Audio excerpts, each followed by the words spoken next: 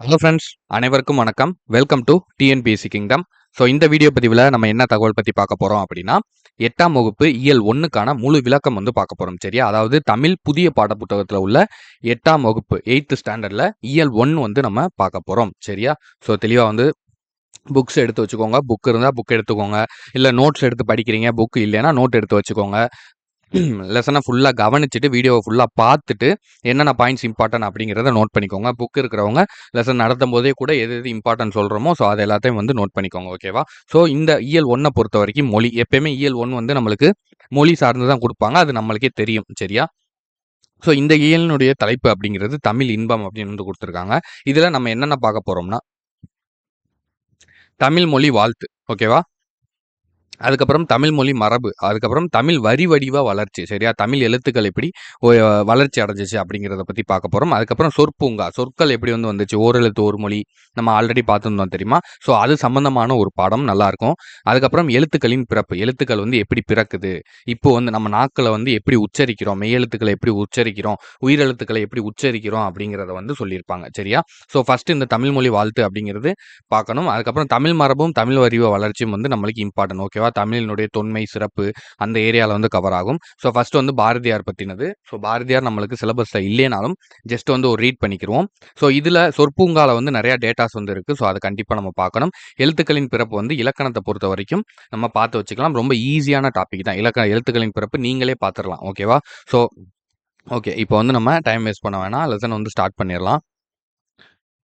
So இயல் 1 8ஆம் வகுப்பில் இயல் 1 தமிழ் வாழ்த்து அப்படின்னு சொல்லி முதல் செய்யுள் வந்து கொடுத்துருக்காங்கப்பா. மொழி கருத்தை அறிவிக்கும் கருவி மட்டுமன்றி அது மக்களின் பண்பாட்டுடன் நெருங்கிய தொடர்புடையது, உணர்வுடன் கலந்தது. தமிழர்கள் தம் தாய்மொழியாகிய தமிழை உயிராக கருதி போற்றி வந்துள்ளனர். புலவர் பலர் தமிழை பல வகையான வாழ்த்து பாடியுள்ளனர். அத்தகைய பாடல் ஒன்றை அறிவோம் அப்படின்னு வந்து சொல்லியிருக்காங்க. ஓகேவா? ஸோ அப்போ இதில் வந்து என்ன நம்ம ஜென்ரலாக தெரியுது, மொழியை பற்றி சொல்லியிருக்காங்க, தமிழை பற்றி சொல்ல போகிறாங்க. ஓகேவா? ஸோ அது வந்து தெரிஞ்சுக்கோங்க. ஜஸ்ட்டு எப்பயுமே வந்து அந்த இன்ட்ரோ வந்து ரொம்ப முக்கியம்ப்பா, எந்த லெசனாக இருந்தாலும் சரி. சரியா? ஓகே, இந்த பாடல் எப்படி ஸ்டார்ட் ஆகுதுன்னா, வாழ்க நிரந்தரம் வாழ்க தமிழ்மொழி வாழிய வாழியவே, வானம் மலர்ந்தது அனைத்தும் மலர்ந்திடு வான்மொழி வாழியவே அப்படின்னு சொல்லி வாழிய வாழியவே, வையகமே, தமிழ்நாடே, தமிழ் மொழியே வாழியவே அப்படின்னு வந்தாலே நம்மளுக்கு பாரதியார் தான். சரியா? ஸோ அவர் தான் வந்து எப்பயுமே வந்து ஒரு ஃபோர்ஸோட வந்து இருப்பார். ரெண்டாவது நம்மளுக்கு பாரதியாரை பற்றி சிலபஸில் இல்லை, பாடல்கள் கேட்கறதுக்கு அவ்வளோவா வாய்ப்பு கிடையாது. ஸோ இதை வந்து ஜஸ்ட்டு நீங்கள் வந்து ஒரு ரீட் வந்து பண்ணிக்கோங்க. ஓகேவா? ஸோ இந்த பாடலை ஜஸ்ட் வந்து ஒரு 2 டைம்ஸ் வந்து ஒரு ரீட் பண்ணிக்கோங்க. ஸோ சொல்லும் பொருளும் வெரி வெரி இம்பார்ட்டன்ட். ஓகே, நான் எது எது இம்பார்ட்டன்ட் சொல்கிறேனோ கவனமாக பார்த்துக்கிட்டே வாங்க. நான் எது ஜஸ்ட் ரீட் சொல்கிறேனோ அதை ஜஸ்ட் ரீட் பண்ணால் போதும். எது இம்பார்ட்டன்ட் சொல்கிறேனோ அது இம்பார்ட்டன்ட் பார்த்தா போதும். ஓகேவா? ஸோ அதுக்காக தான் உங்களை வந்து வீடியோஸ் வந்து கவனமாக பாருங்கள் அப்படின்னு வந்து சொல்கிறது. நீங்கள் எல்லாத்தையுமே உட்காந்து படிக்க வேண்டிய அவசியம் கிடையாது. ஓகேவா? சரி, ஓகே. இப்போ சொல்லும் பொருளும் பார்த்தோம்னா ஃபர்ஸ்ட் என்ன கொடுத்துருக்காங்க, நிரந்தரம் அப்படின்னா காலம் முழுமையும், அதுக்கப்புறம் வைப்பு அப்படின்னா நிலப்பகுதி, அப்புறம் சூழ்களி அப்படின்னா சூழ்ந்துள்ள அறியாமை இருள். ஓகேவா? ஸோ இதெல்லாம் இம்பார்ட்டன்ட்பா.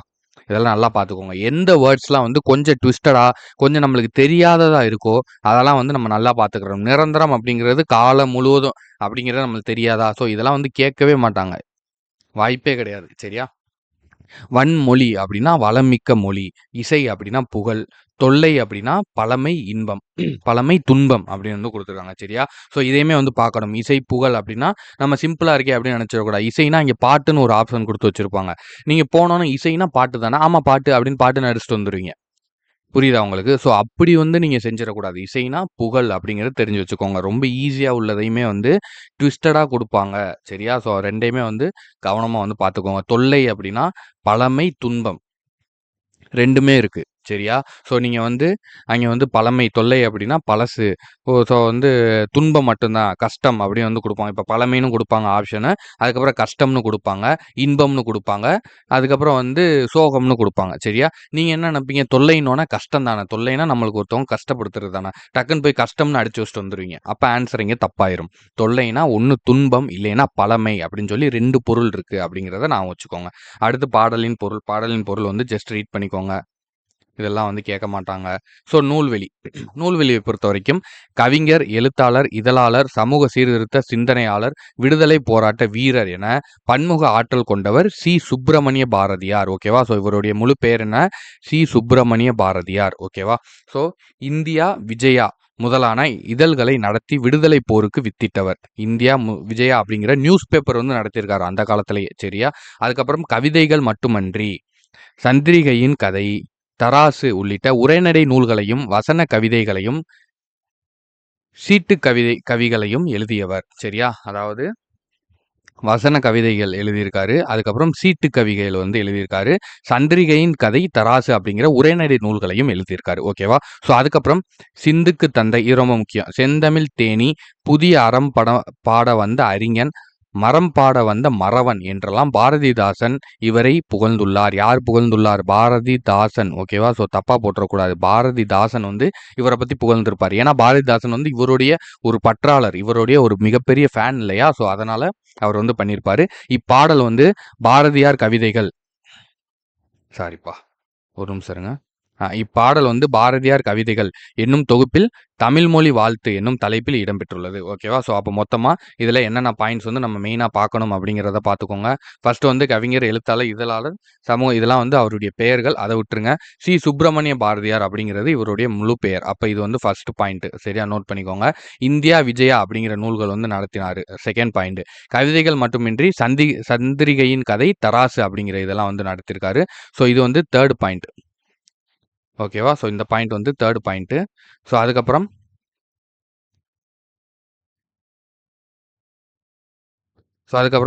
சிந்துக்கு தந்தை, செந்தமிழ் தேனி, புதிய அறம் பாட வந்த அறிஞன், மரம் பாட வந்த மறவன் அப்படின்னு பாரதிதாசன் வந்து இவர் வந்து குறிப்பிட்டிருக்காரு. சரியா? இது வந்து ஃபோர்த் பாயிண்ட். அதுக்கப்புறம் இப்பாடல் பாரதியார் கவிதைகள், இது அவ்வளோவா இம்பார்ட்டன்ட் இல்லை. ஜஸ்ட் வந்து பார்த்து வச்சுக்கோங்க. ஓகேவா? மொத்தமே இதில் 5 பாயிண்ட் தான்ப்பா. இந்த 5 பாயிண்ட்டை மட்டும் நோட் பண்ணிக்கோங்க. ஸோ இதெல்லாம் வந்து தேவையில்ல. ஓகே. இப்போ வந்து ஒன்னோட ஆன்சர் பார்க்கலாம். மக்கள் வாழும் நிலப்பகுதியை குறிக்கும் சொல் எது அப்படின்னு பார்த்தோம்னா, மக்கள் வாழும் நிலப்பகுதியை குறிக்கும் சொல் வந்து வைப்புப்பா. வைப்புனா நம்ம நிலப்பகுதின்னு பார்த்தோமா, அப்போ வைப்பு. அடுத்து என்றென்றும் என்னும் சொல்லை பிரித்தெழுத கிடைப்பது என்ன அப்படின்னு பார்த்தோம்னா, என்று கூட்டல் என்றும் அப்படிங்கிறது. வானம் அளந்தது என்னும் சொல்லை பிரித்தெழுத கிடைப்பது என்ன அப்படின்னு பார்த்தோம்னா, வானம் கூட்டல் அளந்தது. ஆப்ஷன் இ. அதுக்கப்புறம் அறிந்தது பிளஸ் அனைத்தும் என்பதனை சேர்த்தெழுத கிடைக்கும் சொல் என்ன அப்படின்னு பார்த்தோம்னா, அறிந்தது அனைத்தும் ஆப்ஷன் இ வரும். அதுக்கப்புறம் வானம் பிளஸ் அறிந்த என்பதனை சேர்த்தெழுத கிடைக்கும் சொல் என்ன அப்படின்னு பார்த்தோம்னா, வானம் அறிந்த அப்படிங்கிற சொல். ஓகேவா? ஸோ மொத்தமாக 5 சூஸ் கொடுத்துருக்காங்க. ஸோ 5மே வந்து நோட் பண்ணிக்கோங்க. ஸோ அடுத்தது தமிழ் மொழி மரபு. ஓகேவா? ஸோ இது வந்து தொல்காப்பியத்திலிருந்து கொடுத்துருப்பாங்க. தொல்காப்பியர் எழுதியிருப்பாரு. வாழ்விலும் மொழியிலும் சில ஒழுங்குமுறைகள் கடைபிடிக்கப்பட்டு வருகின்றன. வாழ்வுக்குரிய ஒழுங்குமுறை ஒழுக்கம் எனப்படும். மொழிக்குரிய ஒழுங்குமுறை மரபு எனப்படும். சரியா? ஸோ இதான்ப்பா மரபினுடைய மீனிங். ஸோ நிறைய இடத்துல மரபு அப்படின்னா நம்ம தெரியாமல் இருந்திருப்போம். சரியா? ஸோ இதோட பொருள் என்னங்கிறத நல்லா பார்த்துக்கோங்க. வாழ்க்கையில் நீங்கள் வந்து ஒரு ஒழுங்குமுறையில் வந்து இருக்கீங்க அப்படின்னா அதை வந்து ஒழுக்கம்னு சொல்லுவாங்க. அதே மாதிரி மொழி வந்து ஒரு ஒழுங்குமுறையாக இருக்குது, ஒரு பர்ஃபெக்டாக ஒரு கரெக்டாக இருக்குது அப்படின்னா அது வந்து மரபு அப்படின்னு சொல்லுவாங்க. நம்ம எப்படி ஒழுக்கம் அப்படிங்கிற வார்த்தையை பயன்படுத்துகிறோமோ அப்படிதான் மொழிக்கு மரபு அப்படிங்கிற வார்த்தை. சரியா? ஸோ இதை வந்து நல்லா நோட் பண்ணிக்கோங்க. அதுக்கப்புறம் தமிழ் மொழிக்கென சில மரபுகள் உள்ளன. அவை பழங்காலம் முதலே பின்பற்றப்பட்டு வருகின்றன. செய்யுளுக்கும் மரபுக்கும் உள்ள தொடர்பை பற்றி தொல்காப்பியம் கூறும் செய்திகளை அறிவோம் அப்படின்னு வந்து சொல்லியிருக்காங்க. சரியா? ஸோ அப்போ மரபுக்கும் செய்யுளுக்கும் வந்து என்ன தொடர்பு அப்படிங்கிறத பற்றி தான் நம்ம இந்த பாடலில் பார்க்க போகிறோம். ஸோ அதே மாதிரி இந்த பாயிண்ட் ரொம்ப முக்கியம். வாழ்வுக்குரிய ஒழுக்கம் வந்து ஒழுங்குமுறை வந்து ஒழுக்கம், மொழிக்குரிய ஒழுங்குமுறை வந்து மரபு. ஓகேவா? ஸோ இதெல்லாம் வந்து கொஷின் நோட் பண்ணிக்கோங்க. ஸோ இதுக்கு தான் நம்ம எல்லாத்தையும் பார்க்கணும் அப்படின்னு வந்து சொல்கிறது. ஸோ இன்ட்ரோவில் கூட நம்மளுக்கு ஒரு கொஷின் கிடைக்கலாம். ஓகேவா? ஸோ இந்த பாடல் வந்து நல்லா இருக்கும். 3மே வந்து ஜஸ்ட் ரீட் பண்ணிக்கோங்க. ஒரு நிமிஷம். நிலம், தீ, நீர், வளி, விசும்போடு 5ம் கலந்த மயக்கம் உலகமாதலின் இருதினை ஐம்பால் இயல்நெறி வளாமை திருவையில் செல்லோடு தலால் வேண்டும் அப்படின்னு வந்து கொடுத்துருக்காங்க. சரியா? ஸோ இது எல்லாத்தையும் 2மே வந்து ரீட் பண்ணிக்கோங்க. மரபு நிலை தெரிதல் செய்யுட்கு இல்லை, மரபு வழிபட்ட சொல்லின் ஆன அப்படி வந்து கொடுத்துருக்காங்க. மரபு நிலை திரியின் பிரிதாகும் அப்படி வந்து கொடுத்துருக்காங்க. ஓகேவா? ஸோ மொத்தம் 3 இது கொடுத்துருக்காங்க. 3ஐயும் வந்து ஜஸ்ட் ரீட் பண்ணிக்கோங்க.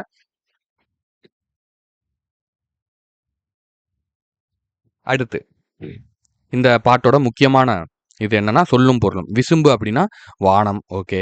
மயக்கம் அப்படின்னா கலவை அப்படிங்கிறது பொருள். சரியா? இருதிணை அப்படின்னா உயர்திணை, அக்ரிணை. அதுக்கப்புறம் வளாமை அப்படின்னா தவறாமை அப்படிங்கிறது அர்த்தம்ப்பா. வளாமைனா தவறாமைன்னு அர்த்தம். ஐம்பால்னா நம்மளுக்கு தெரியும். ஆண்பால், பெண்பால், பலர்பால், ஒன்றன்பால், பலவின்பால் அப்படிங்கிறது நம்மளுக்கு தெரியும். மரபு இதெல்லாம் வந்து கேட்க மாட்டாங்க. மரபுனா வழக்கம். சரியா? வழக்கம், அதாவது வழக்கமா செய்றது. ஒரு விஷயத்த நம்ம தொடர்ந்து வழக்கம் தான் பழக்கமாகும். பழக்கம் வழக்கமாகும். வழக்கம் அப்படியே அது ஒழுக்கமா மாறும். சரியா? ஸோ பழக்கம் தான் வழக்கமாகும்னு சொல்லுவாங்க. அந்த டெய்லி நம்ம செய்றதுக்கு பேரு வழக்கம். அப்ப மரபுனா நம்ம என்ன பார்த்தோம்? ஒழுக்கத்துக்கு மாதிரியா மரபு அப்படிங்கிறத பார்த்தோம். ஸோ அப்ப ஒழுக்கம்ங்கிறத நம்ம எப்படி செய்வோம்? டெய்லி செய்வோம். வழக்கமா நம்ம செய்றது தான் நம்மளுடைய ஒழுக்கம். சரியா? அதான் உண்ம. அப்ப மரபுனா என்ன? வழக்கம் தான் அப்படிங்கிறது பொருள். சரியா? ஸோ அடுத்து திரிதல்னா மாறுபடுதல். செய்யுள்னா பாட்டு. தலால்னா தழுவுதல், பயன்படுத்துதல். ஓகேவா? ஸோ அடுத்து. இது எல்லாமே இம்பார்ட்டன்ட். நல்லா நோட் பண்ணிக்கோங்க. பாடலின் பொருள பொறுத்தவரைக்கும் இவ்வுலகம் நிலம், நீர், தீ, காற்று, வானம் ஆகிய 5ம் கலந்த கலவையாகும். இவ்வுலகம் தோன்றிய பொருள்கள் அனைத்தும் 5 ஐம்பூதங்களின் சேர்க்கையால் உருவாக்கவே. சரியா? உலகத்து பொருட்களை இரு திணைகளாகவும், ஐம்பால்களாகவும் பாகுபடுத்தி கூறுதல் தமிழ் மொழியின் மரபு அப்படின்னு குடுத்துருக்காங்க. அதுக்கப்புறம் திணை, பால் வேறுபாடு அறிந்து இவ்வுலகப் பொருள்களை நம் முன்னோர் கூறிய சொற்களால் கூறுதல் வேண்டும். இம்மரபான சொற்களையே செய்யுளில் பயன்படுத்துதல் வேண்டும் அப்படி குடுத்துருக்காங்க. அடுத்து தமிழ் மொழி சொற்களை வழங்குவதில் இம்மரபு மாறினால் பொருள் மாறிவிடும் அப்படி குடுத்துருக்காங்க. ஓகேவா? ஸோ இது ஜஸ்ட் சும்மா ரீட் பண்ணீங்கன்னா போதும். அடுத்து அளபெடை. இது நான் கொஞ்சம் நோட் பண்ணிக்கோங்க. புலவர்கள் சில எழுத்துக்களை அவற்றுக்கு உரிய மாத்திரை அளவை விட நீண்டு ஒலிக்குமாறு பயன்படுத்துவது உண்டு. சரியா? அதாவது புலவர்கள் ஒவ்வொரு ஒவ்வொரு சொற்களுக்கும் ஒவ்வொரு அளவு இருக்கும்ப்பா. ஸோ அது எவ்வளோ தூரம் ஒலிக்கணும். இப்ப அ அப்படின்னா அதுக்கு எத்தன மாத்திரை? ஆ அப்படின்னா அதுக்கு எவ்வளோ? இ அப்படின்னா அதுக்கு எவ்வளோ? ஈ அப்படின்னா அதுக்கு இந்த மாதிரி ஒவ்வொரு அளவு இருக்கு. சரியா? ஸோ இத பயன்படுத்துறது. அதுக்கப்புறம் இப்பாடல் இடம்பெற்றுள்ள வளாமை அப்படிங்கிற சொல்லும், தலால் அப்படிங்கிற சொற்களும் உள்ள லா என்னும் எழுத்தை 3 மாத்திரை அளவு நீட்டி ஒலிக்க வேண்டும். அதாவது 3 மாத்திரை. அதாவது அ அப்படின்னா 1 மாத்திரை, ஆ அப்படின்னா 2 மாத்திரைனா, 3 மாத்திரைனா அதுக்கும் மேல வளாமை, வளாமை, தலால் அப்படின்னு சொல்லி நம்ம நீண்டு ஒலிக்கணும் அப்படின்னு சொல்றாங்க. சரியா?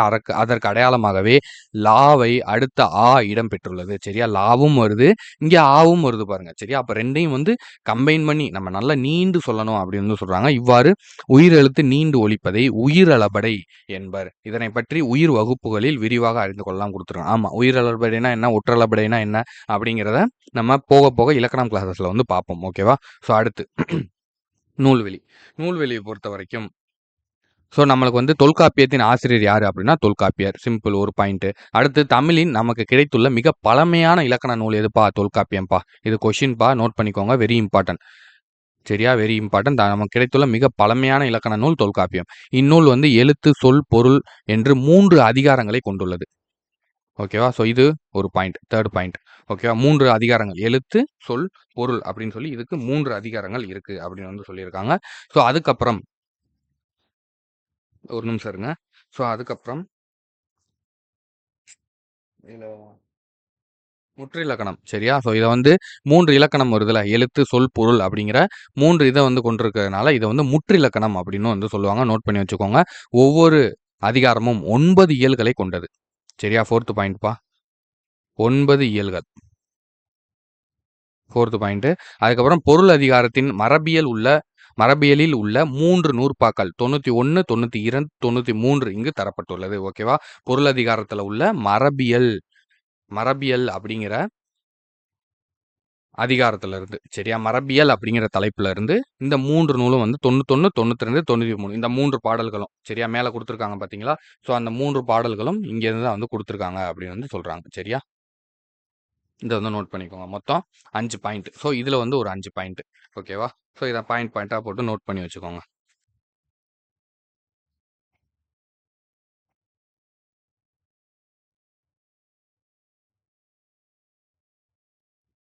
ஓகே. நெக்ஸ்ட். இது வெரி இம்பார்ட்டன்ட்ப்பா. ஸோ ரொம்ப ரொம்ப இம்பார்ட்டன்டான ஒரு விஷயம். இந்த பாடத்த கவனிக்கிறத விட இது ரொம்ப ரொம்ப முக்கியம். நல்லா நோட் பண்ணிக்கோங்க. Very very important. ஓகேவா? ஸோ இளம் பெயர்கள். ஒவ்வொரு விலங்குகளுக்கும் என்ன இளம் பெயர்கள் இருக்கு. ஸோ அது எப்படி ஒலி மரபுனா அது எப்படி கத்தும். இப்ப காகம்னா கரையும். அந்த மாரி. சரியா? ஸோ ஆடுனா மே அப்படின்னு சொல்லி கத்தும் தெரியுமா? ஸோ அந்த மாரி அதுக்கான ஒரு பெயர்கள் இருக்கு. இப்ப புலினா உரும்பும், சிங்கம்னா முழங்கும். இந்த மாரி ஒவ்வொன்னுக்கும் ஒவ்வொரு பெயர்கள் இருக்கு. ஸோ அது என்னென்ன அப்படிங்கிறத தான் இப்ப நம்ம பார்க்க போறோம். சரியா? புலி அப்படின்னா பறல்ப்பா. புலியோட குட்டி பெயர் என்ன? பறல். நம்ம புலிக்குட்டி அப்படின்னு சொல்லியிருப்போம். புலிக்குட்டி, சிங்கக்குட்டிலாம் இங்க கிடையாது. சரியா? நெறைய பேர் சொல்லுவாங்க. புலிக்குட்டி பிறந்திருக்கு, சிங்கக்குட்டி பிறந்திருக்கு அப்படின்னா, புலிக்குட்டி, சிங்கக்குட்டி அப்படிங்கிறதே முதல்ல தப்பான ஒரு ஒரு கான்செப்ட் சரியா? ஸோ அப்படி வந்து கிடையாது. புலியினுடைய குட்டி பெயர் பறல், சிங்கத்தினுடைய குட்டி பெயர் குருளை, யானையினுடைய குட்டி பெயர் வந்து கன்று, பசுவினுடைய குட்டி பெயர் கன்று, ஆடினுடைய குட்டி பெயர் வந்து குட்டி. ஆடுக்கு மட்டும் தான் குட்டின்னு வரணும். சரியா? நல்லா நோட் பண்ணிக்கோங்க. ஓகேவா? ஸோ இது வந்து வெரி இம்பார்ட்டன்ட். நோட் பண்ணி எழுதி வச்சுக்கோங்க. அடுத்து ஒலி மரபை பொறுத்தவரைக்கும் புலி என்ன பண்ணும்? உருமும். சிங்கம் முழங்கும். யானை என்ன பண்ணும்? பிளிரும். சரியா? அதுக்கப்புறம் பசு வந்து கதறும். சரியா? இதெல்லாம் வந்து நோட் பண்ணிக்கோங்க. இதெல்லாம் சிம்பிளான விஷயம். ஆனா கேட்டாங்கன்னா நம்மளுக்கு ஆன்சர் தெரியாது. ஆடு கத்தும். அப்ப ஆக மொத்தத்துல நம்ம ஜென்ரலா 2 விஷயம் யூஸ் பண்ணுவோம். உன்னோட பிள்ளை அப்படின்னா, ஒரு ஒரு விலங்கினுடைய ஒரு ஒரு ஒரு அதனுடைய ஒரு பிள்ளை அப்படின்னா, அதோட குட்டி அப்படின்னா, அத குட்டின்னு மட்டும் தான் சொல்லுவோம். சரியா? அதே மாதிரி அது என்ன சவுண்ட் விட்டாலும் சரி, அது கத்துதுன்னு தான் சொல்லுவோம். சிங்கம் கத்துது, யானை கத்துது, பசு கத்துது, மாடு கத்துது. ஸோ இப்படி தான் சொல்லுவோம். ஆனா ஆக மொத்தத்துல இந்த குட்டிங்கிறதும், இந்த கத்துது, கத்தும் அப்படிங்கிறதும் ஆடுக்கு மட்டும் தான் பொருந்தும். ஆடுக்கு போடுற ஆடுக்கு பிறக்கிற பிள்ளைகள மட்டும் தான் குட்டின்னு சொல்லுவாங்க. ஆடு வந்து கத்துறது மட்டும் தான் ஆடு கத்தும் அப்படின்னு சொல்றாங்க. ஓகேவா? ஸோ இத வந்து நோட் பண்ணிக்கோங்க. நம்ம ஜென்ரலா ஆனா யூஸ் பண்றது இந்த 2 வார்த்தைகள் தான். சரி. இப்ப ஒன் வேர்ட் பார்த்துரலாம். பறவைகள் டேஸ் பறந்து செல்கின்றன. பறவைகள் வந்து விசும்புனா வானம். அப்ப விசும்பில் பறந்து செல்கின்றன. இயற்கையை போற்றுதல் தமிழர் டேஸ். ஓகேவா? இயற்கையை போற்றுதல் தமிழர் டேஸ். இந்த இந்த கொஸ்டின் வந்து உங்களுக்கான கொஸ்டின். ஸோ இத வந்து நீங்க கமெண்ட் பண்ணுங்க. இதனுடைய ஆன்சர் என்னங்கிறத கமெண்ட் பண்ணுங்க. பார்ப்போம் நம்மளுடைய பேட்ச் ஸ்டூடண்ட்ஸ் எவ்வளோ பேர் வந்து கமெண்ட் பண்றீங்க அப்படிங்கிறத. அடுத்து இருதிணை என்னும் சொல்லை பிரித்து எழுத கிடைப்பது. ஓகேவா? So batch students plus YouTube students 2 பேருமே பண்ணுங்க. யாரு அதிகமான கமெண்ட் பண்றீங்க அப்படிங்கிறத பார்ப்போம். சரியா? யார் அதிக கவனத்தோட இருக்கீங்கங்கிறத பார்ப்போம். ஸோ அடுத்து இருதிணை என்னும் சொல்லை பிரித்து எழுத கிடைப்பது என்ன அப்படின்னு பார்த்தோம்னா, 2 கூட்டல் திணை. ஐம்பால் என்னும் சொல்லை பிரித்து எழுத கிடைப்பது 5 கூட்டல் பால். ஓகேவா? நெக்ஸ்ட் தமிழ் வரி வடிவ வளர்ச்சி. ஓகே. ஸோ இது வந்து ரொம்ப ஈஸியான ஒரு பாடம் தான்ப்பா. அதாவது எழுத்துக்கள் எப்படி வந்து தோன்றுச்சு, அது எப்படி நீ காலப்போக்குல வந்து மாறியிருக்கு அப்படிங்கிறத வந்து சொல்லியிருப்பாங்க. ஓகேவா? மனிதன் தன் கருத்தை பிறருக்கு அறிவிக்க மொழியை கண்டுபிடித்தான். மொழியை நிலைபெற செய்ய எழுத்துக்களை உருவாக்கினான். எழுத்துக்களின் வரி வடிவங்கள் மொழிக்கு மொழி படுகின்றன. அவை ஒரே மொழியிலும் கூட கலந்தோறும் மாறி வருகின்றன. அவ்வகையில் தமிழ் எழுத்துக்களின் வரி வடிவங்களின் ஏற்பட்டுள்ள மாற்றங்களை அறிவோம். ஓகேவா? ஸோ என்ன இங்க சொல்லப் போறாங்க அப்படின்னா, நம்மளுடைய எழுத்துக்கள், அந்த எழுத்து வரி வடிவங்கள் வந்து எப்படியெல்லாம் மாறியிருக்கு, எப்படியெல்லாம் அப்டேட் ஆயிருக்கு அப்படிங்கிறத பத்தி சொல்லப் போறாங்க. ஓகேவா? சரி, ஓகே.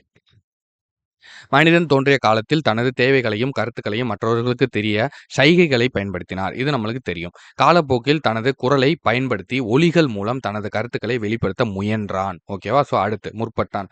அடுத்து சிறிது சிறிதாக சொற்களை சொல்ல கற்றுக்கொண்டான். ஒவ்வொரு சொல்லையும் வந்து எப்படி சொல்லணும் அப்படிங்கிறத கத்துக்கிட்டாங்க. அடுத்து அச்சொற்கள் மீண்டும் மீண்டும் சொல்லப்பட்டதால் செம்மைப்பட்டன. காலப்போக்கில் அவை பண்பாட்டு பேச்சு மொழி உருவானது. காலப்போக்கில் அவை பண்பாட்டு பேச்சு மொழியாக உருவானது அப்படின்னு வந்து சொல்றாங்க. சரியா? ஃபர்ஸ்ட் வந்து சைகை யூஸ் பண்ணியிருக்காங்க. அடுத்து வந்து கொஞ்சம் கொஞ்சமா வந்து பேசுறதுக்கு வந்து சும்மா சவுண்ட யூஸ் பண்ணியிருக்காங்க. அடுத்து ஒரு சொல்ல வந்து சரியா ப்ரொனவுன்ஸ் பண்ணியிருக்காங்க. ஓகேவா? அமருங்கள், சரியா? வாருங்கள், வணக்கம் அப்படிங்கிற சொல்ல வந்து முழுமையா யூஸ் பண்ணியிருக்காங்க. அதுக்கப்புறம் அந்த சொற்கள மீண்டும் மீண்டும் சொல்லும்போது அது செம்மைப்படுது. அதாவது இப்ப சின்ன பிள்ளைங்கலாம் இருக்குன்னு வைங்களேன், ஒரு 3 வயசு, 5 வயசு, 4 வயசு குழந்தைகள்னா, அதுகள்ட்ட ஒரு வார்த்தைய சொல்லிக் குடுத்தோம்னா, அதுக சொல்றதே வந்து பாதி கரெக்ட்டா இருக்கும். இப்ப வணக்கம் அப்படின்னு சொன்னோம்னா, வணக்கம் அப்படிங்கிற மாரி ஒரு மாரி ஒரு ஒரு இது இல்லாம சொல்லுங்க. சரியா? ஒரு கரெக்ட்டான ஒரு உச்சரிப்பு இல்லாம சொல்லுங்க. ஆனா சொல்ல சொல்ல சொல்ல சொல்ல அந்த வார்த்தைகள் சொல்ல சொல்ல சொல்ல சொல்ல அடுத்தடுத்து திரும்ப திரும்ப திரும்ப திரும்ப அந்த வார்த்தைகள சொல்லும்போது, அந்த வார்த்தைகள் அடுத்த அந்த உச்சரிப்பு வந்து ரொம்ப துல்லியமா வரும். வணக்கம் அப்படின்னு சொல்லி ரொம்ப உச்சரிப்போட சரியான உச்சரிப்போட துல்லியமா வந்து சொல்லுவாங்க. சரியா? ஸோ இது எப்படின்னா, அந்த பிராக்டிஸ் அப்படிங்கிறத சொல்றாங்க. சரியா? ஸோ அடுத்தது எழுத்துக்களின் தோற்றம்ப்பா.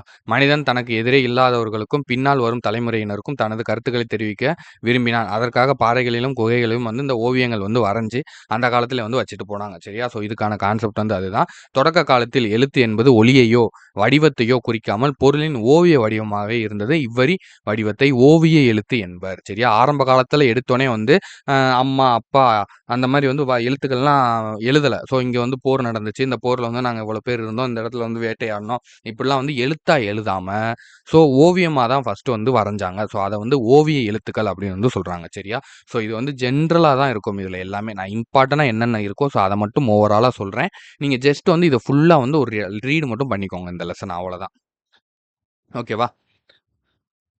அடுத்து அதன்பின் ஒவ்வொரு வடிவமும் அச்சொல்லின் ஓசையை குறிப்பதாயிற்று. இவ்வாறு ஓர் ஒலிக்கு ஓர் எழுத்து என உருவான நிலையை ஒலி எழுத்து நிலை என்பர். ஒரு எழுத்து ஒரு ஒலி.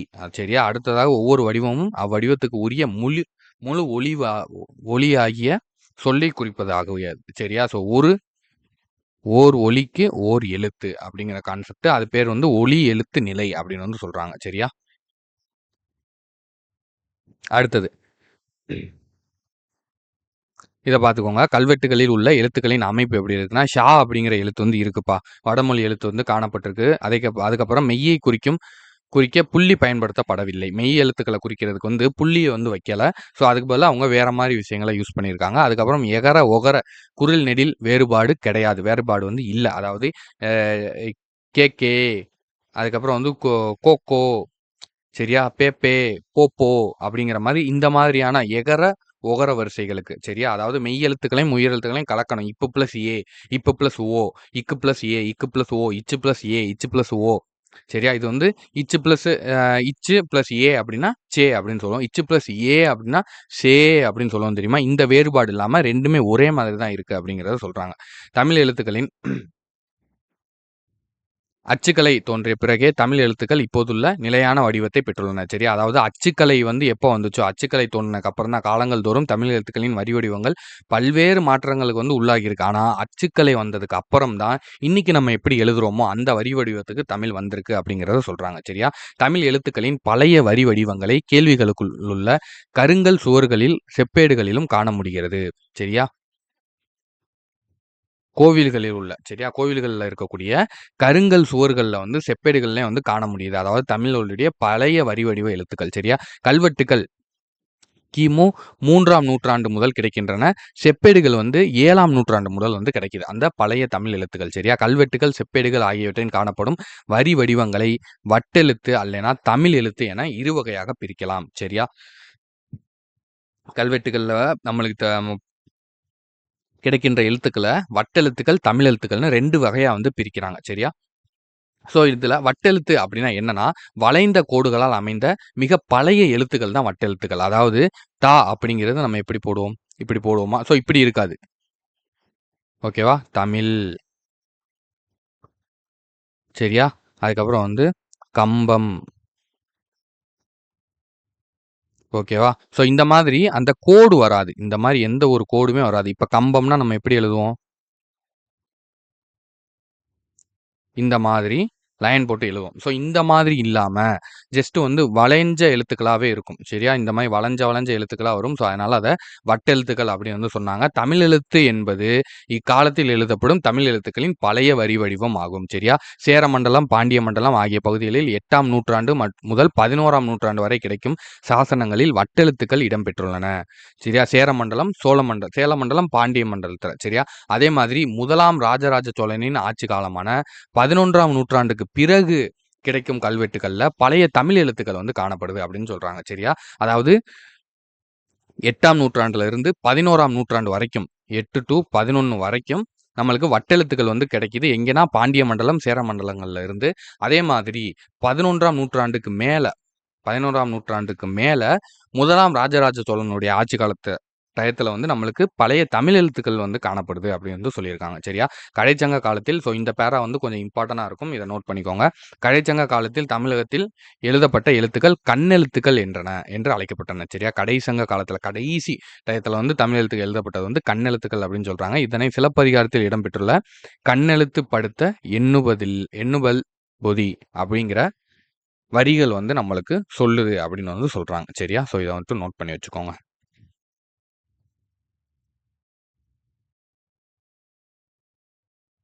அடுத்து வரி வடிவ வளர்ச்சி. ஓகேவா? இத பொறுத்தவரைக்கும் பண்டைய காலத்தில் தமிழ் மொழியில் உள்ள ஒரு நிமிஷம்பா. வரி வடிவ வளர்ச்சி. இத பொறுத்தவரைக்கும் பண்டைய காலத்தில் தமிழ் மொழியில் உள்ள எல்லா எழுத்துக்களும் நாம் இன்று எழுதுவது போன்ற வடிவத்தில் எழுதப்படவில்லை. ஓகேவா? இதான் வந்து நம்ம சொன்னோம். அந்த காலத்துல எல்லா எழுத்துக்களும் வந்து இப்ப நம்ம எப்படி எழுதுறோமோ அந்த மாரி அவங்க எழுதல. வேற வேற வேற மாரி இருந்திருக்கு. இப்ப அது அப்டேட் ஆயி இந்த ஒரு ஸ்டேஜ்ல வந்து நிக்குது அப்படிங்கிறத சொல்றாங்க. அவை காலத்திற்கேற்ப பல உருவ மாற்றங்களை பெற்றுதான் இக்கால வடிவத்தை அடைந்திருக்கிறது. இவ்வாறு எழுத்துக்களின் மாற்றங்கள் ஏற்பட எழுதப்படும் பொருள்களில் தன்மை, அழகுணர்ச்சி போன்றவை காரணங்களாக அமைகின்றன.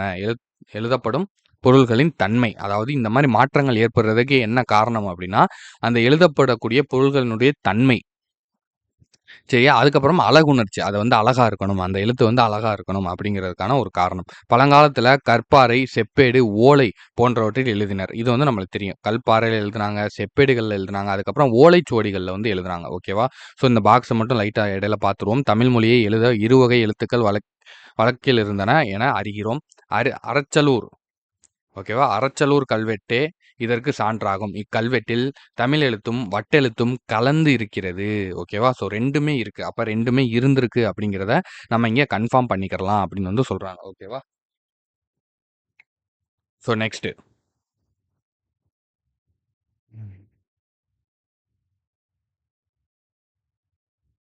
எழுத்துக்களின் வடிவங்கள் அமைந்தன. பாறைகளில் செதுக்கும்போது வளைகோடுகளை பயன்படுத்த முடியாது என்பதால் நேர்க்கோடுகள் பயன்படுத்தப்பட்டன. சரியா? வளைந்த கோடுகள வந்து பாறைகள்ல நம்மனால அச்சடிக்க முடியாது. அதனால நேர்க்கோடுகள பயன்படுத்திறாங்க. அதே மாரி ஓலைச்சுவடிகள்ல நம்மனால புள்ளி வைக்க முடியாது. ஏன்னா புள்ளி வச்சோம்னா ஓட்ட விழுந்துரும் ஓலைச்சுவடி. சரியா? அதனால புள்ளி வைக்காம அந்த வலை எழுத்துக்கள வந்து பயன்படுத்தியிருக்காங்க. சில எழுத்துக்களை அழகுபடுத்துவதற்காக அவற்றில் மேற்பகுதியில் குறுக்கு கோடு இடப்பட்டது. பின்னர் அவையே நிலையான வடிவங்களாக அமைந்தன. சரியா? ஸோ ஒரு சில எழுத்துக்களுக்கு வந்து அழகு சேர்க்கிறதுக்காக இந்த குறுக்கு கோடுகள் வந்து மேல சேர்த்திருக்காங்க. இப்ப கா அப்படின்னா, இந்த மேல ஒரு கோடு சேர்க்கிறோமா, இந்த கோடு. அதுக்கப்புறம் தா அப்படின்னா, மேல ஒரு கோடு சேர்க்கிறோமா, அந்த மாதிரி இந்த மாதிரி அழகுக்காக இந்த கோடுகள சேர்த்திருக்காங்க. அதுக்கப்புறம் அதுவே வந்து நிலையான ஒரு வடிவமா வந்து மாறிருச்சு அப்படின்னு வந்து சொல்றாங்க. புள்ளிகளும் எழுத்துக்களும். எகர, ஒகர, குறில் எழுத்துக்களை குறிக்க எழுத்துக்களின் மேல் புள்ளி வைக்கும் வழக்கம் தொல்காப்பியர் காலம் முதல் இருந்து வந்துள்ளது. எடுத்துக்காட்டாக, எது என எழுதப்பட்டால் எது என்றும், எது என எழுதப்பட்டால் ஏது என்றும் பொருள் ஒலித்தன அப்படின்னு வந்து சொல்றாங்க. சரியா? அதாவது மேல ஒரு புள்ளி வச்சோம்னா நெடில் ஆயிரும். ஏது அப்படின்னு ஆயிருமா. இப்ப எது அப்படின்னா எதுப்பா. இதுவே மேல வந்து ஒரு புள்ளி வச்சு எது அப்படின்னு போட்டோம்னா ஏது அப்படிங்கிறது அர்த்தம். ஓகேவா? அகரவரிசை உயிர்மெய் குறில் எழுத்துக்களை அடித்து பக்கப்புள்ளி இடப்பட்டால் அவை நெடிலாக கருதப்பட்டன. அதாவது வந்து ஒரு எழுத்து போட்டு பக்கத்துல ஒரு புள்ளி வச்சுட்டா அது வந்து நெடிலாயிரும். இப்ப கா போட்டு ஒரு புள்ளி வச்சுட்டா அது வந்து காவாயிரும். பா போட்டு இப்படி ஒரு புள்ளி வச்சீங்கன்னா அது வந்து பாவாயிரும். மா போட்டு சாரி சா போட்டு ஒரு புள்ளி வச்சீங்கன்னா அது வந்து சாவாயிரும். ஓகேவா? ஸோ இந்த மாதிரி தா போட்டா தா. ஐகார எழுத்துக்களை குறிப்பிட எழுத்துக்களின் முன் இரட்டை புள்ளி இட்டனர். சரியா? கை, பை, வை இந்த மாதிரி எழுத்துக்களுக்கு 2 புள்ளி. முன்னாடி இப்ப 2 புள்ளி வச்சு பா போட்டோம்னா அதனுடைய அர்த்தம் வந்து பை. முன்னாடி 2 புள்ளி போட்டு வச்சு கா போட்டோம்னா அதனுடைய அர்த்தம் வந்து கை. அதே மாரி முன்னாடி 2 புள்ளிகள் வச்சு தா போட்டோம்னா அதனுடைய அர்த்தம் வந்து தை. ஓகேவா? நோட் பண்ணிக்கோங்க.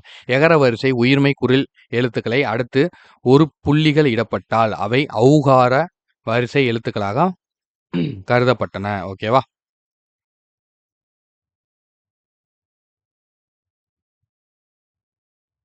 ஸோ ஒரு நிமிஷம்.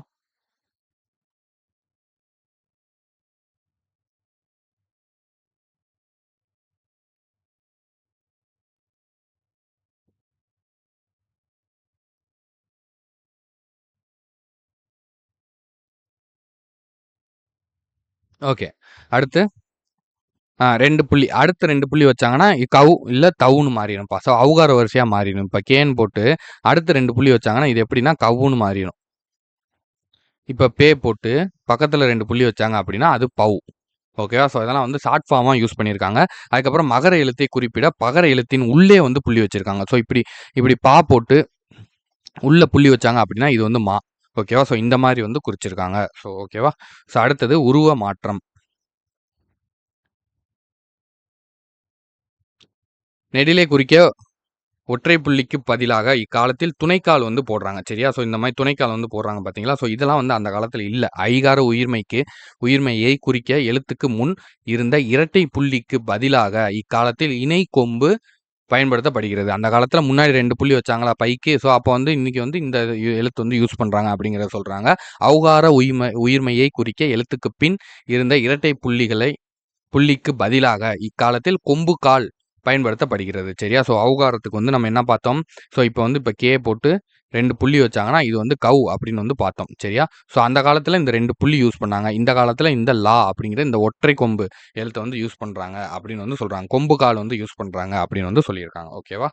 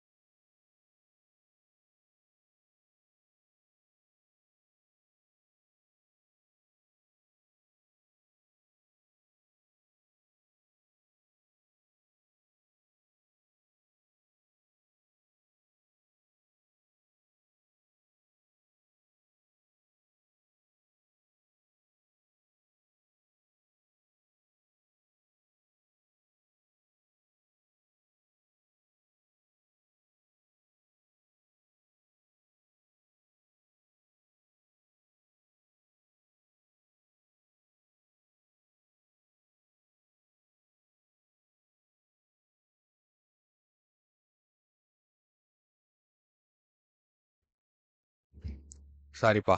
ஸோ மைக் வந்து கேட்கலன்னு நினைக்கிறேன். ஸோ திரும்ப சொல்லிடுறேன். ஸோ எழுத்து சீர்திருத்தத்தின் தேவை என்ன அப்படிங்கிறத பத்தி சொல்லியிருக்காங்க. ஸோ தேவை வந்து இதுதான். சில ஓலைச்சுவடிகள்ல, கல்வெட்டுகள்ல புள்ளி பெறும் வந்து எழுத்துக்கள வந்து எழுதும்போது, அது வந்து சிதைறதுனால, ஸோ அதனோட அர்த்தம் வந்து நம்மளுக்கு சரியா தேவைப்பட்டுச்சு. சரியா? எது குறில், எது நெடில்னு தெரியாது. எங்கேயுமே வந்து புள்ளி வச்சு எழுதியிருக்க மாட்டாங்க.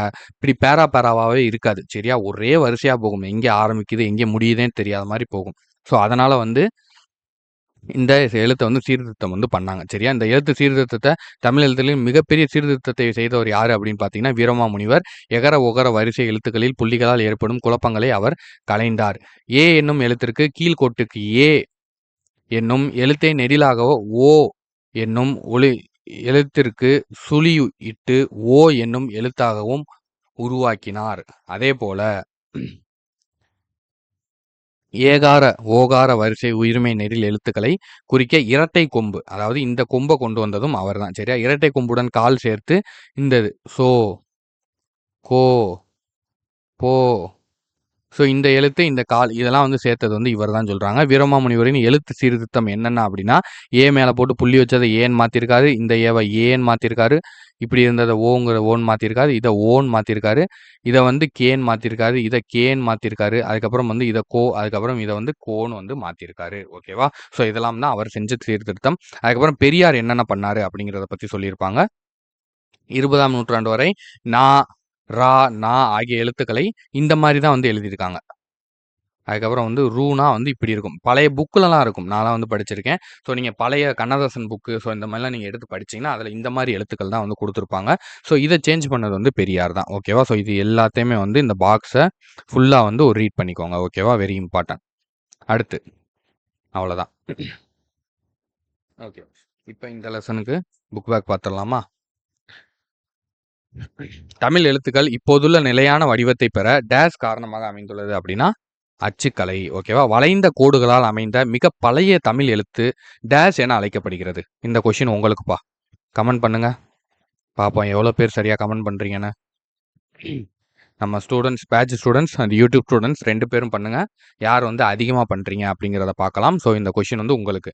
தமிழ் எழுத்து சீர்திருத்த பணியில் ஈடுபட்டவர் யாருன்னா, இங்க குடுத்துருக்கிறபடி நம்மளுக்கு தந்தை பெரியார். ஓகேவா?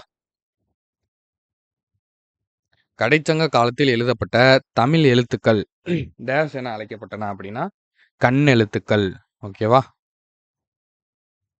கண்ணெழுத்து அப்படின்னு வந்து அழைப்பாங்க. கடைசங்க காலம்னாலே கண்ணு. கா, கா ஷார்ட்கட் ஞாபகம் வச்சுக்கோங்க.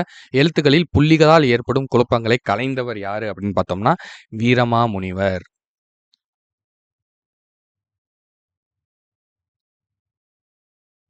ஓகேவா? புள்ளிகளால் ஏற்படும் குழப்பத்தை களைந்தவர் வீரமாமுனிவர்ப்பா. தமிழ் எழுத்து சீர்திருத்த பணியில் ஈடுபட்டவர் தான் தந்தை பெரியார். ஓகேவா? ஸோ கவனமா ஞாபகம் வச்சுக்கோங்க 2த்தையும்.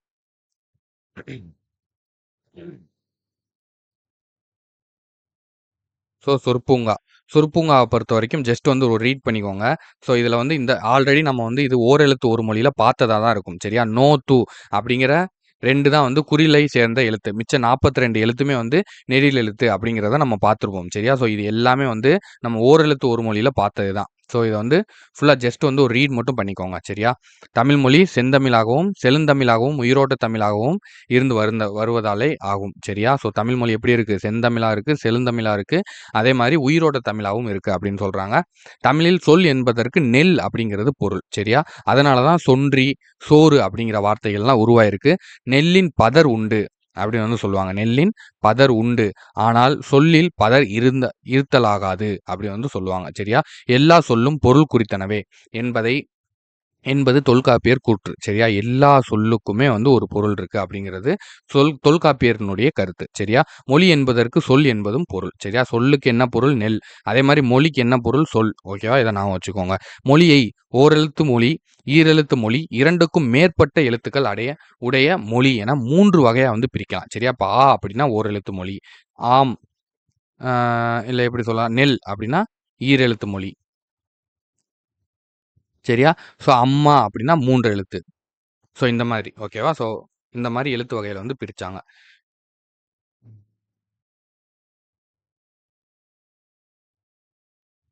இது வந்து தெரியும். நெட்டெழுத்து 7 தான். அதாவது உயிரெழுத்துக்கள்ல இருக்கக்கூடிய 12ல 7 எழுத்துக்கள் தான் வந்து ஓரெழுத்து ஒரு மொழியும், மிச்ச 5 எழுத்துக்கள் வந்து குற்றெழுத்து 5ம் மொழி நிறைவு இலவே அப்படின்னு வந்து குடுத்துருக்காங்க. ஓகேவா? ஸோ அத வந்து நோட் பண்ணிக்கோங்க. ஸோ அதுக்கப்புறம் இது எல்லாத்தையும் ஜஸ்ட் வந்து ஒரு ரீட் மட்டும் பண்ணிக்கோங்க. ஓகேவா? ஸோ இது ரொம்ப இம்பார்ட்டன்ட். இதுல வந்து இம்பார்ட்டனே வந்து இந்த பாக்ஸ் தான். இந்த பாக்ஸ்லேருந்து கண்டிப்பா கேட்பாங்க. உயிர் எழுத்துக்கள்னா என்ன? ஆ, இ, உ, ஏ, ஐ, ஓ. ஓகேவா? இது மகர வரிசை, தகர வரிசை, பகர வரிசை, நகர வரிசை, அதுக்கப்புறம் வந்து ககர வரிசை, சகர வரிசை, வகர வரிசை, யகர வரிசை, குறில் எழுத்து. சரியா? இதுல மொத்தம் 42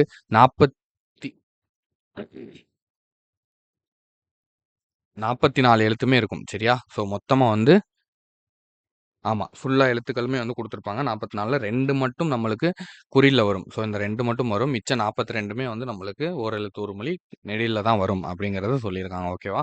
ஸோ இப்படி வந்து பிரிச்சு பார்க்கும்போது உங்களுக்கு இன்னும் ஈஸியா இருக்கும். நான் ஆல்ரெடி ஓரெழுத்து ஒரு மொழி கிளாஸ் வந்து ரொம்ப தெளிவா எடுத்து வந்து நம்ம வீடியோ வந்து போட்டிருக்கோம். ஸோ அத பார்க்காதவங்க டிஸ்கிரிப்ஷன்ல லிங்க் நான் குடுக்குறேன். செக் பண்ணிக்கோங்க. ஓகேவா?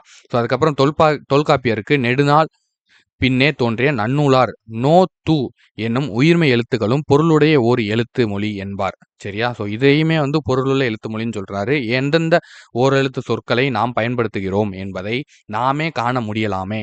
பூ என்பது ஓரெழுத்து ஒரு மொழி. சரியா? கா என்பதும் ஓரெழுத்து ஒரு மொழி. இவை இரண்டையும் இணைத்து பூங்கா என கலைச்சொல் ஆக்கி வைத்துள்ளனர். ஓகேவா? வந்துருச்சா? யா என்பது வினா. யாது, யாவர், யாவன், யாவல், யாங்கு, யாண்டு, யார், யானை, யாவை என்றெல்லாம் வினாவுக்கு முன் வந்து நிற்கும் எழுத்து யாதானே அப்படின்னு வந்து சொல்றாங்க. சரியா? அடுத்து ஆ, மா, நீ, மீ, பி, ஊ, சே, தே இவ்வாறான ஓரெழுத்து ஒரு மொழிகளும் உள்ளன. பூங்கா இணைந்தது போல ஆ, மா என்பவை இணைந்து ஆமா என்னும். சரியா? ஆ, மா என்னும் கலைச்சொல் வடிவம் கொண்டமை பண்டைய காலத்திலேயே உண்டு. காட்டுப் பசுவுக்கு ஆமா என்று பொருள். ஆனா வந்து மாடு, மானா வந்து மிகப்பெரியது. அப்ப மிகப்பெரிய மாட வந்து காட்டுப் பசு அப்படின்னு வந்து சொல்லுவாங்க. அந்த மாரி. சரியா? மா என்பது ஓரெழுத்து ஒரு மொழிகளுள் ஒன்று. நாட்டிலுள் நாட்டிலுள்ள பெருமக்கள் பெரிதும் கூடும் அவையை மாநாடு என்கிறோம். பல குறுநிலங்களை உள்ளடக்கிய பெருநிலத்தை மாநிலம் என்கிறோம். உலகப் பெரும் பரப்பையும் இயக்கத்தையும் சுட்ட மாஞாலம் என்கிறோம். இவ்வாறெல்லாம் இயல்பாக மா என்னும் ஓரெழுத்து ஒரு மொழி மக்கள் வழக்கிலும் இலக்கிய வழக்கிலும் திகழ்கிறது. மாநிறம் என மாந்தளர் மாந்தளிர் நிறத்தை ஒப்புமை காட்டி உரைப்பது பெருவழக்கு. மா என்பது விலங்கையும் குறிக்கும் அப்படின்னு வந்து சொல்றாங்க. அதாவது அரிமா, பரிமா, நரிமா, வரிமா, கரிமா என்றெல்லாம் வந்து விலங்கின பெயராகி நிற்கிறது. விலங்கின பெயர். சரியா? அரிமா, அரிமா அப்படின்னு வந்து ஒரு பாட்டு வரும் பார்த்துருக்கீங்களா? ஸோ ஆனா வந்து சிங்கம்னு அர்த்தம். அரிமானா வந்து சிங்கம்னு அர்த்தம். ஓகேவா? அதே மாரி தான் என்னும் பொது பெயர் ஓயாது ஒலி செய்யும் ஒலிக்குறிப்பை காட்டி நிற்கிறது. மாட்டு தேன் என பகுத்து வழங்கும் வழக்கம் உள்ளது அப்படின்னு வந்து சொல்றாங்க. சரியா? சரியா? ஸோ இது எல்லாமே வந்து ஜென்ரலா உள்ளது தான். இது எல்லாத்தையுமே வந்து ஜென்ரலா வந்து ஒரு ரீட் பண்ணிக்கோங்க. ஓகேவா? நான் சொன்னேன்னா வந்து உங்களுக்கு நெறைய டைம் எடுக்கும். ஸோ டைம் வந்து வேஸ்ட் பண்ண வேணாம். நீங்களே ஜஸ்ட் ரீட் பண்ணாலே உங்களுக்கே புரியும். சரியா? இதெல்லாம் ஜஸ்ட் வந்து சும்மா சாதாரணமான வார்த்தைகள் தான் வந்து குடுத்துருப்பாங்க. இந்த பாயிண்ட் வந்து நோட் பண்ணிக்கோங்க. அம்பு விரைந்து செல்வது போல சாரிப்பா.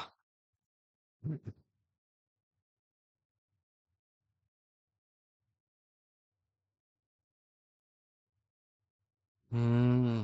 இது வேற ஹேங் ஆகுது. ஓகே.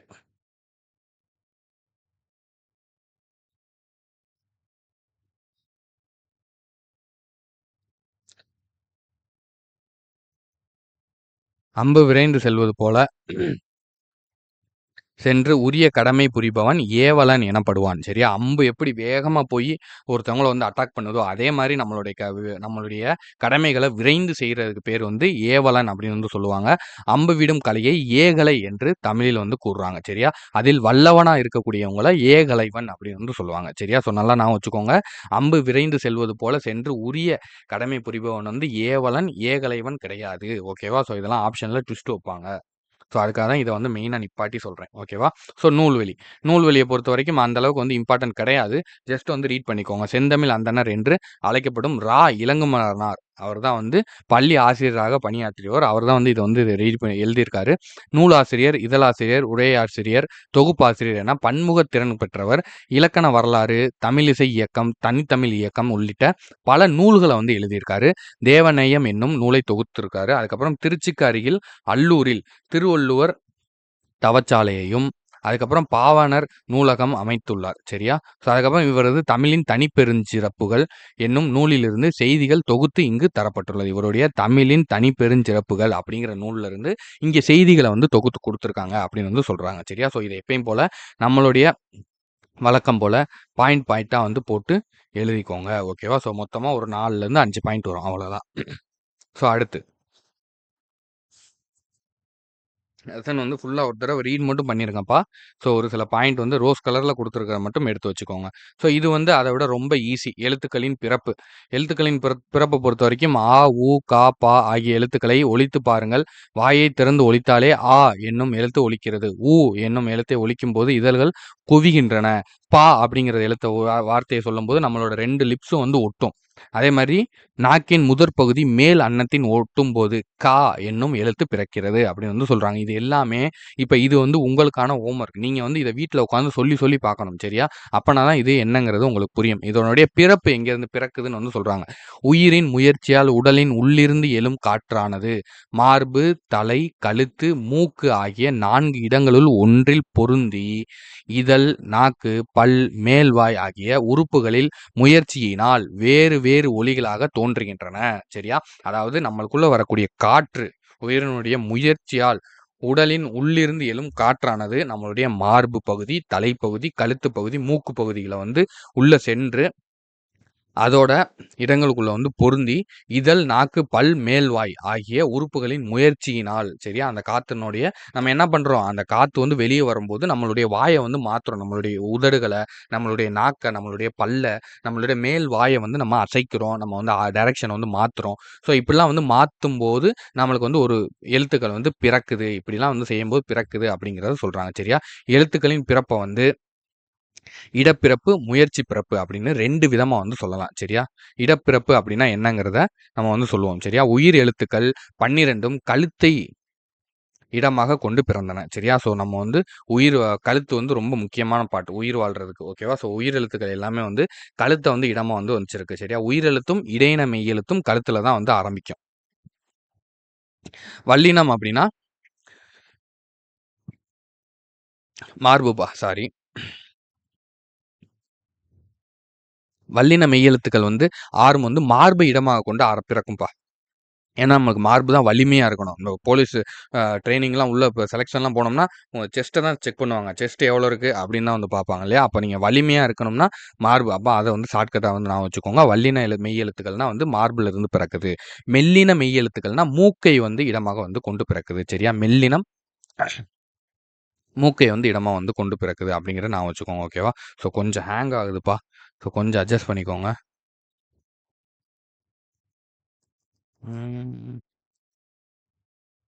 சரி. மெல்லினம்னா மூக்கு. சரியா? மே, மூ. அது 2மே மால வருதா? மே, அதுக்கப்புறம் மூ அப்படிங்கிறத நான் வச்சுக்கோங்க. ஷார்ட்கட்டா வச்சுக்கோங்க. இடையின மெய் எழுத்துனா கழுத்து. அதாவது நம்ம தலைக்கும் உடம்புக்கும் இடையில இருக்கக்கூடியது தான் கழுத்து. அப்ப இடையின மெய் எழுத்துக்கள் வந்து கழுத்து. அதே மாரி உயிர் எழுத்தும் வந்து கழுத்து. சரியா? ஆனா தூக்கு போடு தொங்கிட்டாங்கன்னா உயிர் போயிரும். அப்ப வந்து கழுத்து வந்து இங்க முக்கியமான பாயிண்ட். அப்போ உயிருக்கு வந்து நம்மளுக்கு கழுத்து முக்கியம் அப்படிங்கிறத நான் வச்சுக்கோங்க. அப்போ உயிர் எழுத்துனா கழுத்து அப்படிங்கிறத நான் வச்சுக்கோங்க. ஆயுத எழுத்துனா வந்து தலை. நம்ம ஆல்ரெடி இந்த ஷார்ட்கட் பார்த்துருப்போம். ஆயுத எழுத்துனா வந்து தலை. ஏன்னா ஒரு தலைங்கிற மாதிரி உயிர் எழுத்துக்கள் ஒரே ஒரு ஆயுத எழுத்து தான். இவ்வளோ தமிழ் எழுத்துக்கள்ல ஒரே ஒரு ஆயுத எழுத்து தான். ஒரு மனிதனுக்கு ஒரே ஒரு தலை தான் அப்படிங்கிறத ஞாபகம் வச்சுக்கோங்க. அவ்வளோதான். அவ்வளோதான்ப்பா. எழுத்துக்களின் முயற்சி பிறப்பு. இதெல்லாம் வந்து நீங்களா வந்து உச்சரிக்கணும்ப்பா. உயிர் எழுத்துக்களும் சரி. ஸோ அதுக்கப்புறம் கீழ வந்து குடுத்துருப்பாங்க. அடுத்த பேஜ்ல. ஸோ மெய் எழுத்துக்கள் வந்து குடுத்துருப்பாங்க. ஸோ இத 2யுமே வந்து நீங்களா உச்சரிச்சு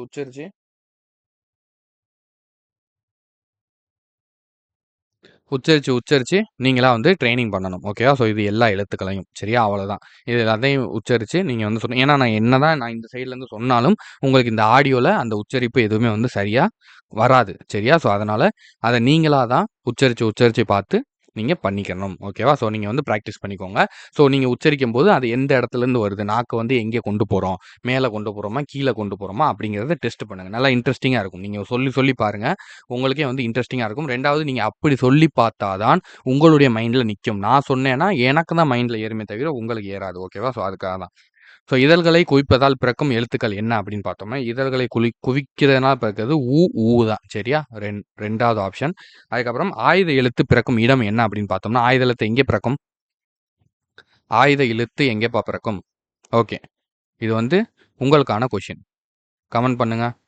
ஆயுத எழுத்து எங்கே பிறக்கும் அப்படின்னு சொல்லி கமெண்ட் பண்ணுங்க. அடுத்து வல்லின எழுத்துக்கள் பிறக்கும் இடம் என்ன அப்படின்னு பார்த்தோம்னா மார்பு. சரியா? வலிமையா இருக்கணும் மார்புனா. நாவின் நுனி அன்னத்தின் நுனியை பொருந்துவதால் பிறக்கும் எழுத்துக்கள் என்ன அப்படின்னு பார்த்தோம்னா இட்டு இன்னு. அதுக்கப்புறம் கீழ் இதழும் மேல் வாய்ப்பல்லும் இணைவதால் பிறக்கும் எழுத்து என்ன அப்படின்னு பார்த்தோம்னா இவ்வு. ஓகேவா? ஸோ நெக்ஸ்ட் பொறுத்துக. இக்கு, இங்கு, இச்சு, இஞ்சு, இது வந்து குடுத்துருக்காங்கப்பா. நாவின் முதல் அன்னத்தின் அடி. ஸோ எங்கேருந்து இது பிறக்குது அப்படின்னு வந்து குடுத்துருக்காங்க. நீங்க அந்த எழுத்துக்கள வந்து சொல்லி பார்க்க சொன்னேன் இல்லையா? ஸோ அத நீங்க செஞ்சதுக்கப்புறம் உங்களுக்கு இது வந்து ஈஸியா புரியும். ஸோ நான் இப்போதைக்கு ஆன்சர் மட்டும் சொல்லிடுறேன். இக்கு, இங்குனா நாவின் முதல் அன்னத்தின் அடியில வந்து வரும். ஸோ இச்சு, இஞ்சு அப்படிங்கிறது நாவின் இடையில், அன்னத்தின் இடையில் வந்து வரக்கூடியது. அதுக்கப்புறம் இட்டு, இன்னு அப்படின்னா நாவின் நுனி, அன்னத்தின் நுனியில வந்து வரும். இத்து, இன்னுனா நாவின் நுனி மேல் வாய்ப்பல்லின் அடியில வந்து வரும். சரியா?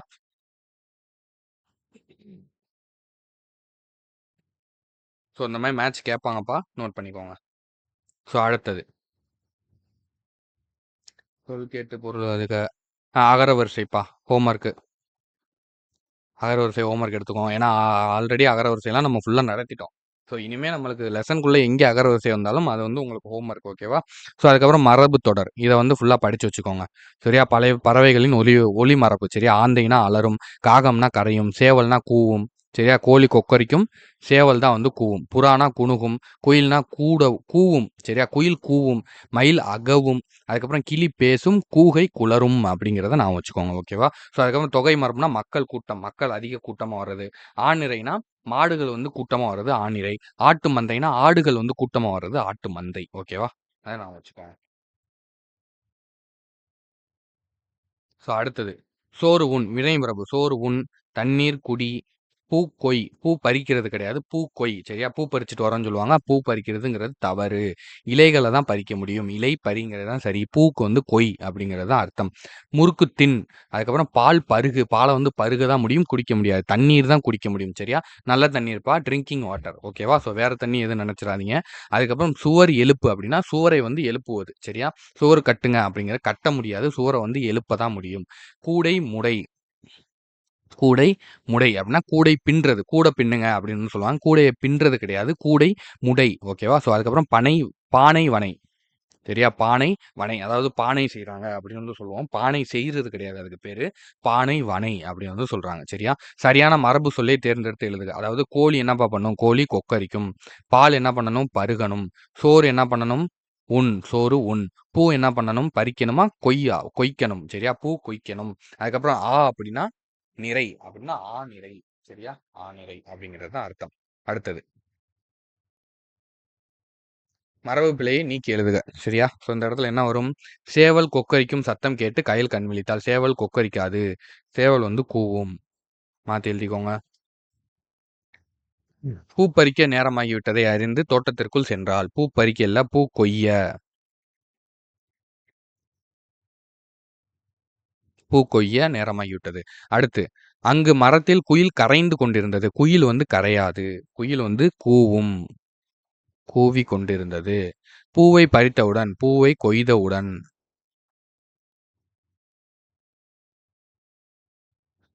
தோரணம் கட்ட மாவிலையையும் பறித்து கொய்து கொண்டுன்னு வருது. கொய்து கொண்டு வரக்கூடாது, பறித்து கொண்டு.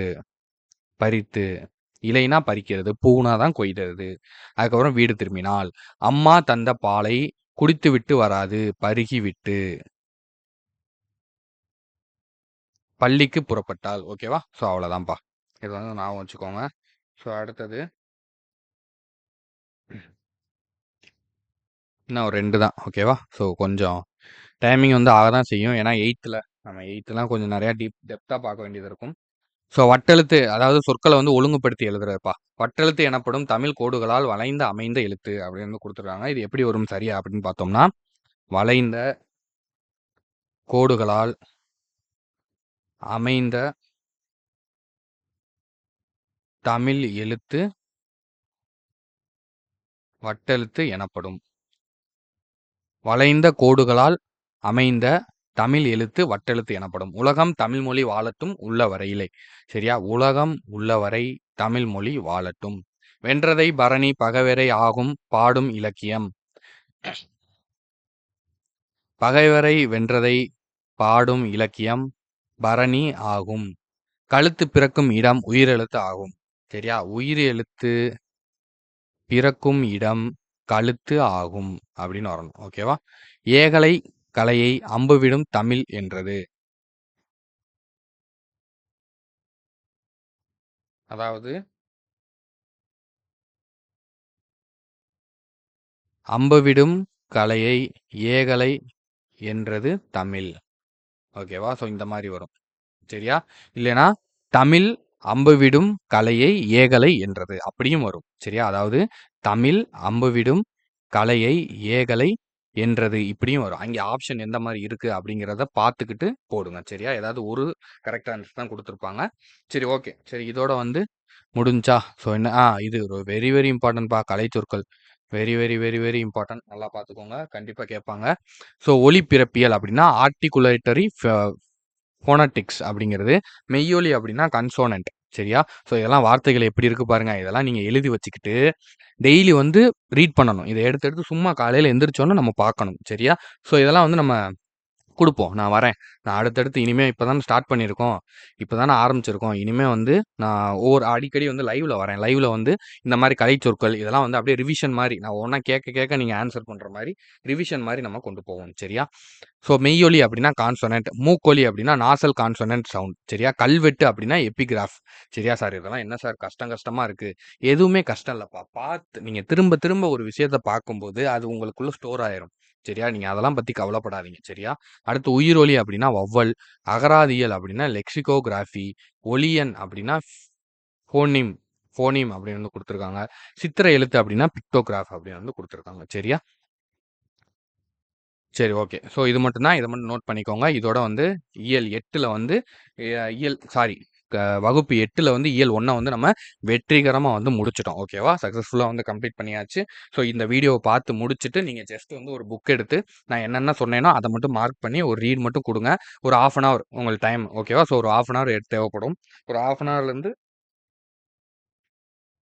1 ஹவர் கூட எடுத்துக்கோங்க. சரியா? ஸோ 1 ஹவர்ல நீங்க இந்த இயல வந்து முடிச்சிரலாம். ஓகேவா? சரி, ஓகேப்பா. அ இதோட வந்து இந்த இயல் வந்து முடிஞ்சிருச்சு. நான் அடுத்த வீடியோல வந்து நான் உங்கள மீண்டும் வந்து சந்திக்கிறேன். டைம் வேஸ்ட் பண்ண வேணாம். ஸோ எதா இருந்தாலும் அடுத்தடுத்த வீடியோஸ வந்து பார்க்கலாம். ஸோ தொடர்ந்து நீங்க வந்து படிச்சுக்கிட்டே இருங்க. இத வந்து எல்லாத்தையுமே வந்து நோட் பண்ணிட்டு, நம்ம என்னென்ன கொஸ்டின்ஸ் கேட்டோமோ, ஸோ அதுக்கான ஆன்ஸரும் வந்து கமெண்ட்ல வந்து குடுத்துருங்க. ஓகேவா? சரி, ஓகே. நான் உங்கள நெக்ஸ்ட் வீடியோல மீட் பண்றேன். Thank you.